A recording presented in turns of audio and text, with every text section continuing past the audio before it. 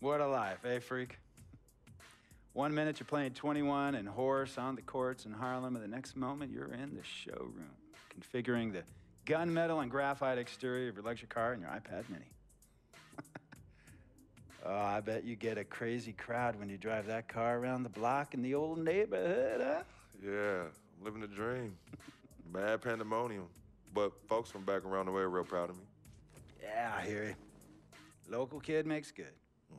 You know, it kind of reminds me of when I took my tech stock public and I rang the New York Stock Exchange bell and my mom's friends called her up and said, "Maggie, is that your son on Bloomberg News this morning ringing the bell?" And my mom says, "Yes, sirree, Bob, it was him." That was a great moment, freak.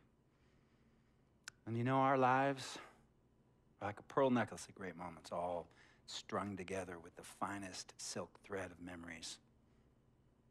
And we have to be very careful how we cultivate those pearls and we thread that necklace. Does this meeting by any chance have to do with Vic Van Leer? I grew up in the burbs, freak. I wasn't poor, upper middle class, comfortable. My daddy worked as an accountant for one of the largest insurance firms in the country. Smart with his money. Mom didn't have to work. I went to boarding school. And then my dad died of a heart attack when I was a freshman at MIT. I was a movie geek, wanted to be a civil engineer, but I made my fortune by becoming a hybrid of both those interests. My dad didn't want me to be an accountant. Oh, listen to this. My best friend was a guy named Isidore. Yeah, we called him Izzy. He was one of the smartest human beings I have ever met in my life. I mean, Izzy was taking second-year college calculus courses as a high school sophomore, right? Straight A student, full ride to MIT. Izzy had the world at his fingertips. But he was always looking for trouble, and trouble found him.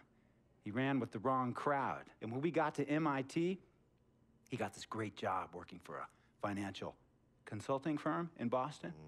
But every weekend, he would fly to Vegas. You see, Izzy had a system for counting cards in Vegas that had the big casinos on the Strip. Oh, it's stymied. He would come back to MIT with suitcases filled with $200,000 in cold cash. What? Yeah. So your man Izzy was getting hit off like that? Like a fat rat in a cheddar cheese factory, freak. Okay, so what happened to this dude Izzy? Because he's dope. No, not dope. Dead. After he'd been missing for 3 weeks, the Nevada State Police never found hide nor hair of Isidore. And our friendship took a hit when he asked me to hang out with him in Vegas, and I said I wouldn't do it because I knew he was on a dark and twisted path in his life. And yes, he was my dude. But no way was I gonna throw my life away trying to show my loyalty to a guy who really and truly didn't understand what loyalty was all about. So this meeting is about Vic. Correctamente. Okay, well, sir, Vic isn't Izzy. And why's that, freak? Well, for one thing, you and your dead friend Izzy didn't grow up poor. Me and Vic grew up in a neighborhood where we had to look over our shoulder every 2 seconds to make sure nobody was going to walk up on us and rob us. True. Izzy and I did not grow up in the hood. But we, like you, thankfully grew up in a 2-parent household. But even that wasn't enough for Izzy. He wasn't satisfied. He was always looking for a 5-alarm fire when he already had the warmth and comfort of a loving family. This is not about class warfare, freak. This is about the consequences of making bad choices and risking it all when you feel like you have nothing to lose. Vic is like a brother to me, sir. But you shouldn't be Brother Vic's keeper, freak. Would a brother go looking for trouble and put your career and your livelihood at risk by getting into fights at nightclubs and seedy after-hour joints and then scream to the media, "Yeah, it's all good, I'm an FOF, friendo freak. It's all misunderstanding. Y'all be haters, don't hate my game." I don't think a brother would do that to someone they really cared about, but a guy who looked at you like a meal ticket would. No. See, you don't understand Vic. Really? I don't understand. No.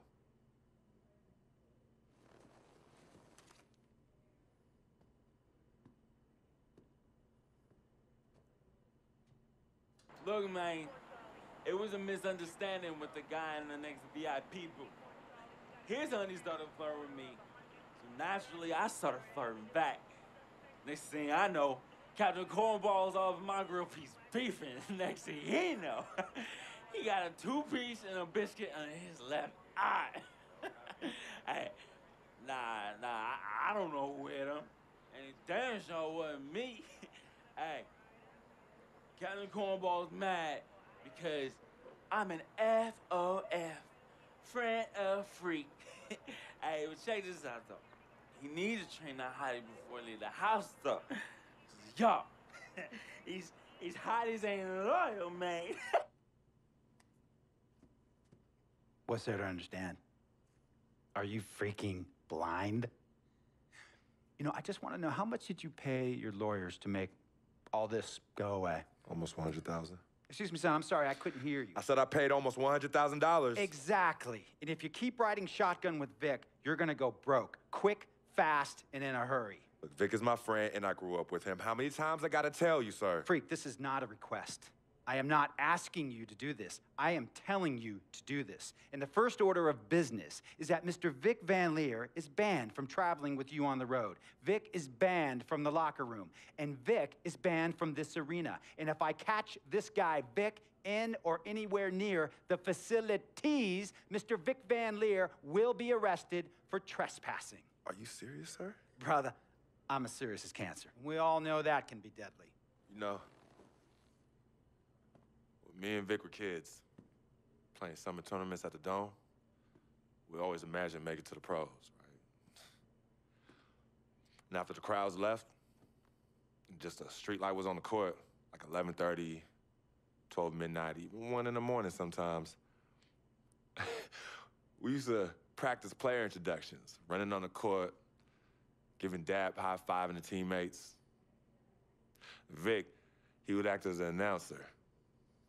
You know, he would introduce me, announce my name on a loudspeaker, and the Jumbotron would flash my image like a little guy dressed in long shorts and a jersey. And now, fresh off his 3-game, 62-point scoring streak, the youngest player to ever do so in NBA history, Frequency Vibrations.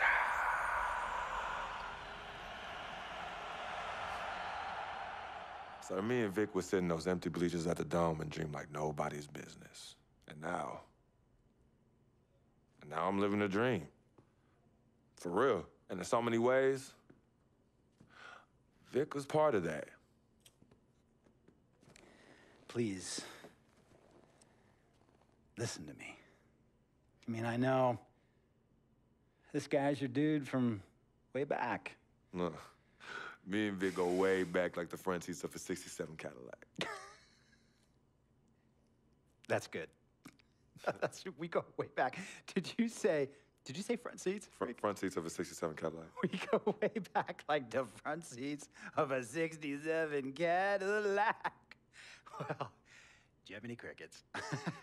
I'm gonna be the hit once again at Herbie Allen's Sun Valley Shindig because my fellow billionaires love it when I walk and talk that talk. So that almost sounds... No, let me tell you exactly what it sounds like. I respect, admire, and most importantly, love you as a human being and a role model. But I pay you a lot. And I mean, I pay you a lot of money to play for my team. And I am in this game to win it. And you can't win it with an albatross around your neck like Vic. So Vic is done. History. And here's some more lingo that I picked up from a former megastar who used to play for me several seasons ago. Thought I would never release him until I did. And now he's the 6th man on a struggling team in Venice. And yeah, I'm talking Venice with the canals and the gondolas and Harry's bar, not the street ballers next to the fortune tellers on the beach in Cali. This guy used to tell me when he thought there was a player destroying our team, don't be a hero, cut that zero. And that is what I am telling you about Vic, freak. Don't be a hero, cut that zero. The only thing Vic brings into your life is headache. and unwanted and unnecessary negative attention, and it will begin to affect your mindset. And when it affects your mindset, it's gonna affect your play. And when it affects your play, it's gonna affect my team. And when it affects my team, it's gonna affect my money. And if it affects my money, Google Translate will become your new freaking friend. I want a championship ring, freak, and I want you to help me get that ring. And banners after banners hanging from the rafters in this arena. So, freak, hear me clearly and hear me good. V-G-G, Vic Gotta Go!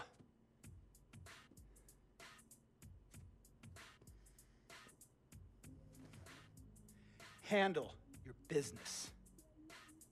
And remember, that contract you signed contains a morality clause, a very important clause that revolves around your conduct on and off the court, and how it can negatively impact my team.